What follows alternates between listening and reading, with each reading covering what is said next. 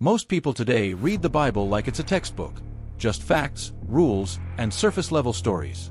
But what if I told you that the early Christians, especially St. Augustine, saw the Bible as something far deeper, more alive, more mysterious?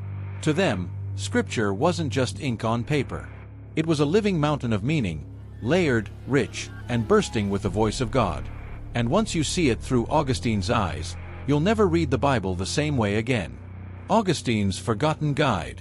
In the 5th century, St. Augustine, the great bishop of Hippo, wrote one of the most important but overlooked guides to reading the Bible. It was called Doctrina Christiana, on Christian teaching. In it, he gave early Christians a framework that shaped how the Church would read Scripture for centuries. This framework wasn't about proof texting or literalism. It was about uncovering the hidden layers of God's revelation. Augustine taught that Scripture speaks on multiple levels, because it was authored not just by man, but by the Holy Spirit. The 4 senses of Scripture. So what were these levels? Augustine didn't invent them, but he helped define and defend them. The Church Fathers believed Scripture spoke in 4 senses. Literal sense, what actually happened. Allegorical sense, how it points to Christ. Moral sense, what it teaches us to do. Anagogical sense, how it points to eternity and heaven. Let's break that down with an example. Take the crossing of the Red Sea. Literal, Moses led the Israelites out of Egypt through the water. Allegorical, Christ leads humanity out of sin through baptism. Moral, we must turn away from our sins and walk in freedom. Anagogical, it foreshadows our journey from this life into the promised land of heaven.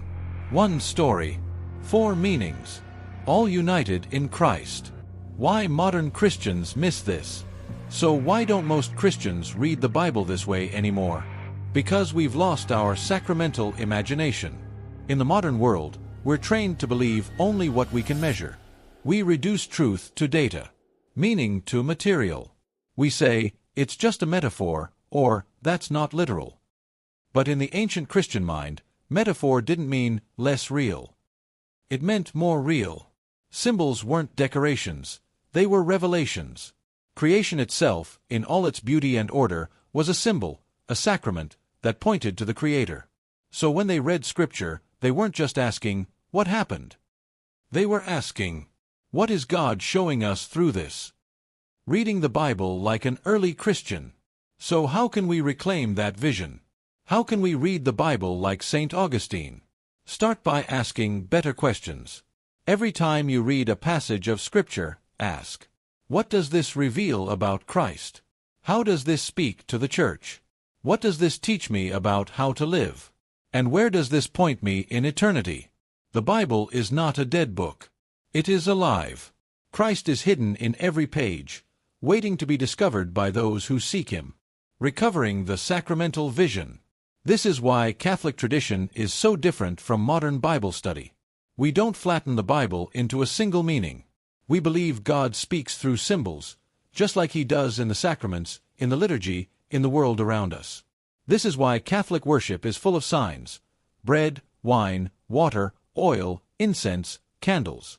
Because God is not distant. He speaks in material things to reveal spiritual truths. And Scripture is the greatest example of this. It's not a code book.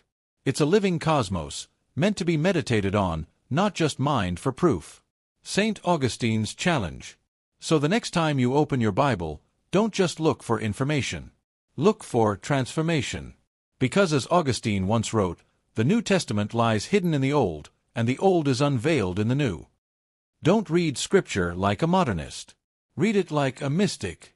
Read it like a Catholic. Read it like St. Augustine. If you found this video enlightening, hit the like button. Subscribe for more historical and spiritual deep dives into Christian thought and tradition. In the comments, tell us, have you ever encountered a passage in Scripture that suddenly came alive in a new way? And don't forget to check the description for links to our recommended readings on the Church Fathers and the 4 senses of Scripture.